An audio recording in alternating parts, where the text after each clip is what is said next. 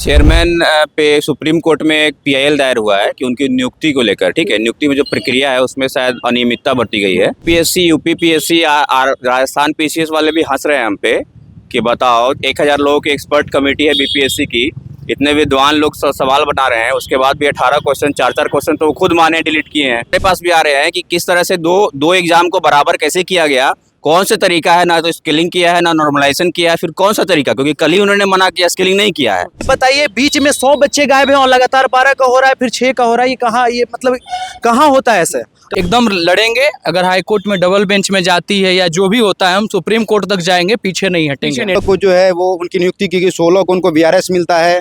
इससे पहले उन पे जो है महादलित विकास मिशन के पैसे के गबन का आरोप है। सरकार ने चार्जशीट फाइल किया है।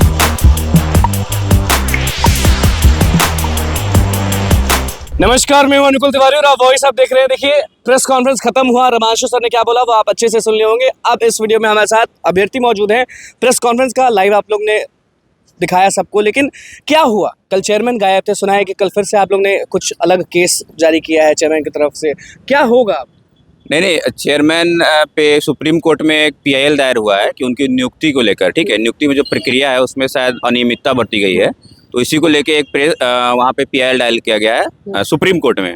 तो इसीलिए हो सकता है कि वो उसमें बिजी होंगे जवाब दाखिल करने में, इसलिए नहीं आ पाए होंगे प्रेस कॉन्फ्रेंस। 1400 को नेगेटिव मार्किंग आता है, तो बीपीएससी आयोग में जब प्रेस कॉन्फ्रेंस हो रहा था ना, तो लोगों ने बहुत हंसी की तरफ से बोला कि बहुत लोग बोल रहे थे कि बहुत इजी क्वेश्चन पेपर है, इजी क्वेश्चन पेपर है।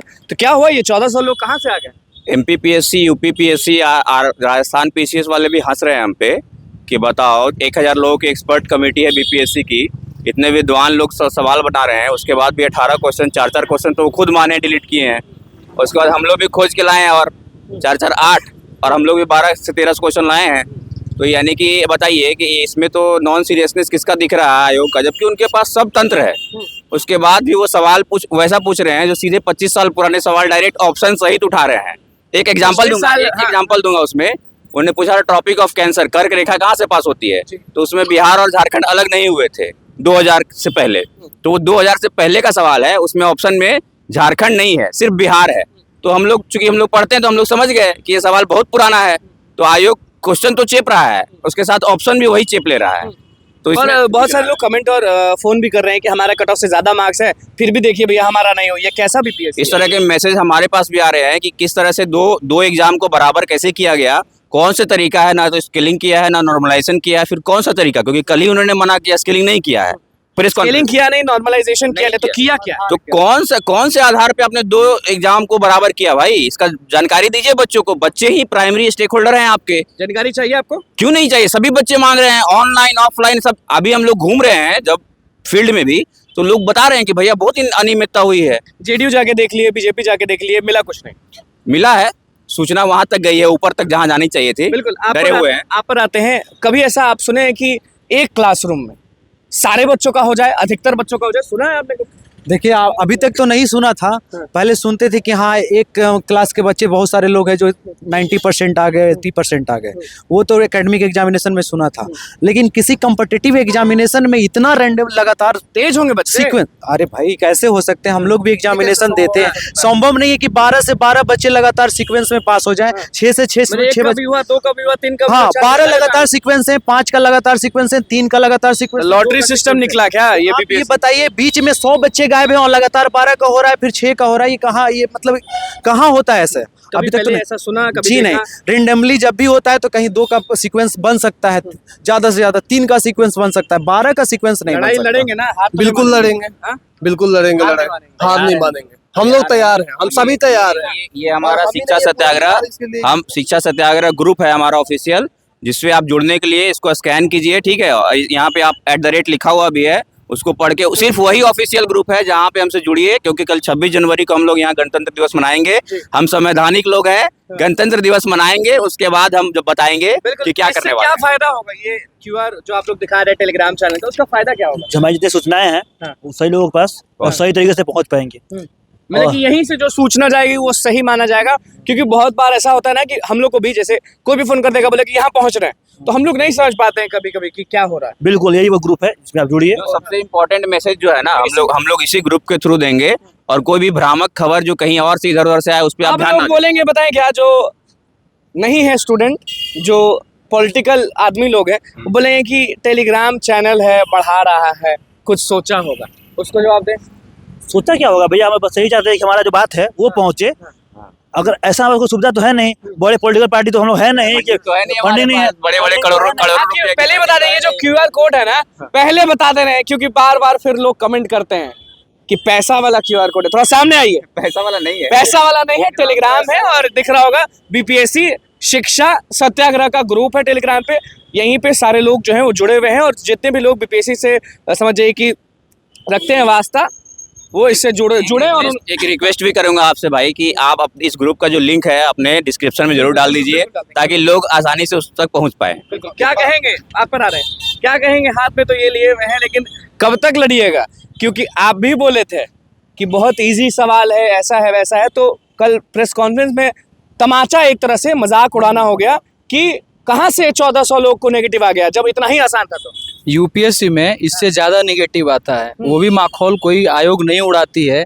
और रही बात कि एक्सपर्ट, इन्होंने पीठ थपथपाया अपने अधिकारियों का कि बहुत अच्छा से एग्ज़ाम सफल कर दिए, और दूसरी तरफ जो है डिवाइड करने के इन्होंने बात की। तो मैं जो पीठ थपथपा रहे हैं अधिकारी, वो पहला नंबर तो प्राइवेट कोचिंग संस्था से आपने खड़ी खड़ी कोचिंग ये क्वेश्चन चुराया है। पहली बात जो नहीं चुरानी चाहिए, यूपीएससी में भी ऐसा नहीं होता है कि खड़ा खड़ा क्वेश्चन ऑप्शन सही थे चुरा लिए। दूसरी बात कि प्रोविजनल आंसर की लाए, उसके बाद फिर आप फाइनल आंसर की लाए, उसके बाद भी एक प्रश्न पत्र से 14 प्रश्न अभी भी गलत हैं, और 4 तारीख वाले में अगर जोड़ दें तो 4 प्रश्न, मतलब टोटल जो एग्जाम लिए हैं उसमें से 18 प्रश्न पत्र अभी भी गलत हैं। हाईकोर्ट में पूरे मजबूती के साथ आप लोग लड़ रहे हैं। एकदम लड़ेंगे। अगर हाईकोर्ट में डबल बेंच में जाती है या जो भी होता है, हम सुप्रीम कोर्ट तक जाएंगे, पीछे नहीं पीछे हटेंगे। नहीं, कुछ कहना चाहते थे? आप साथ देने की बात करते हैं भैया।